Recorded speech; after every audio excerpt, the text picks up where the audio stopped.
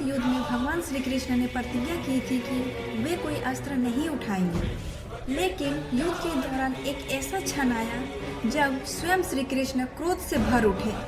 उन्होंने रथ से छलांग लगाया और एक टूटा हुआ रथ का पहिया उठाया और भीष्म पितामह की ओर दौड़ पड़े। आखिर ऐसा क्या हुआ कि भगवान को अपनी ही प्रतिज्ञा तोड़नी पड़ी?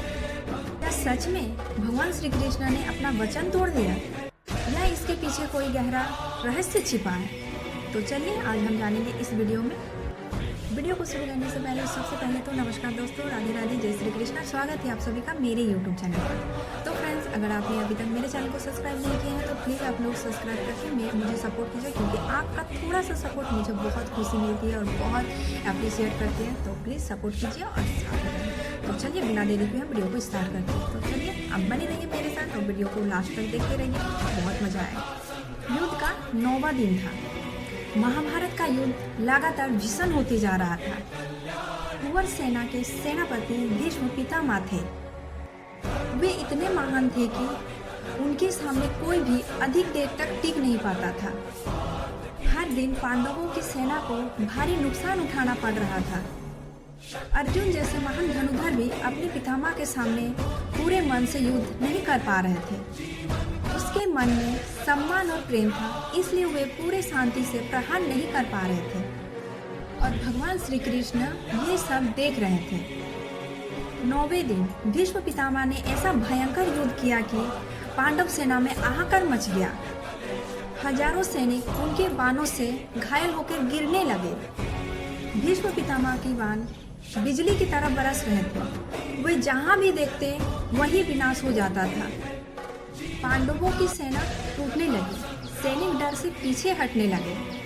श्री कृष्ण समझ गए कि यदि यही स्थिति रही तो आज ही पांडवों की हार निश्चित हो सकती है।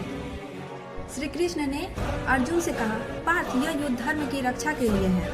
अपने मोह को त्यागो और पूरी शक्ति से युद्ध करो। लेकिन अर्जुन बार बार अपने हाथ रोक लेते। वे सोचते थे, ये मेरे पितामह हैं, मैं इन पर कैसे प्रहार करूं? यही अर्जुन की दुविधा सबसे बड़ी समस्या बन गई। जब श्री कृष्ण ने देखा कि अर्जुन पूरे शक्ति से युद्ध नहीं कर रहे हैं और भीष्म पितामह लगातार पांडव सेना की विनाश कर रहे हैं, तब भगवान श्री कृष्ण का धैर्य टूट गया। भगवान श्री कृष्ण तुरंत रथ से उतर पड़े। पास में पड़ा टूटा हुआ रथ का पहिया उठाया और भीष्म पितामह की ओर दौड़ पड़े। उनकी आंखों में क्रोध था। पूरा युद्ध क्षेत्र शस्त्रबद्ध रह गए। वे सोचने लगे, क्या भगवान श्री कृष्ण अपनी प्रतिज्ञा तोड़ देंगे?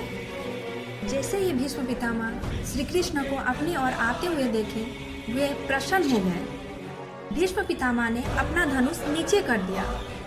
भीष्म पितामह बोले, प्रभु, इससे बड़ा सौभाग्य मेरे लिए क्या ही होगा कि मेरी मृत्यु आपके हाथों हो। अगर मेरे कारण आपको अपना वचन तोड़ना पड़े तो मेरा जीवन सफल हो जाएगा। भीष्म के चेहरे पर भय नहीं बल्कि आनंद था। उनके लिए भगवान के हाथों मृत्यु उसके लिए सबसे बड़ा वरदान थी। पर अर्जुन यह दृश्य देखकर घबरा गए और वे तुरंत रथ से उतरे और श्री कृष्ण के चरण पकड़ लिए। अर्जुन ने कहा, प्रभु, कृपया शांत हो जाइए। मैं वचन देता हूँ कि अब पूरी शक्ति से युद्ध करूँगा। अर्जुन के बार बार अनुरोध करने पर भगवान श्री कृष्ण शांत हुए। उन्होंने रथ का पहिया नीचे रख दिया और वापस रथ पर आ गए। अब सबसे बड़ा प्रश्न यह है, क्या श्री कृष्ण ने सच में अपना वचन तोड़ दिया? क्या दोस्तों, आपको क्या लगता है? कमेंट में जरूर बताइएगा। नहीं, श्री कृष्ण ने युद्ध में कोई अस्त्र और शस्त्र नहीं चलाया। भगवान श्री कृष्ण ने केवल रथ का पहिया उठाया था। उससे किसी पर वार नहीं किया, इसलिए उनकी प्रतिज्ञा का वास्तविक उद्देश्य नहीं टूटा। साथ ही श्री कृष्ण ने अर्जुन को समझा दिया कि धर्म की रक्षा के लिए मोह छोड़ना आवश्यक है। यह कहानी हमें सिखाती है कि जब धर्म संकट में होता, भावनाओं से काम नहीं चलता और कर्तव्य सबसे बड़ा होता है। श्री कृष्ण ने दिखाया कि सच्चा मार्गदर्शक वही है जो समय आने पर अपने प्रिय को भी सही रास्ते पर चलने के लिए प्रेरित करे। और भीष्म पितामह ने यह सिखाया कि भगवान के प्रति सच्ची भक्ति कैसी होती है। महाभारत की यह कहानी केवल युद्ध की नहीं, बल्कि धर्म, कर्तव्य, त्याग और भक्ति का अद्भुत संदेश देते हैं। दोस्तों, अगर आपको यह कहानी पसंद आई हो तो वीडियो को लाइक करें, अपने दोस्तों के साथ शेयर करें और ऐसे ही महाभारत के रोचक और रहस्य जानना पसंद है तो मेरे इस चैनल को सब्सक्राइब कीजिए। धन्यवाद फ्रेंड्स, मिलते हैं नेक्स्ट वीडियो में। राधे राधे, जय श्री कृष्णा।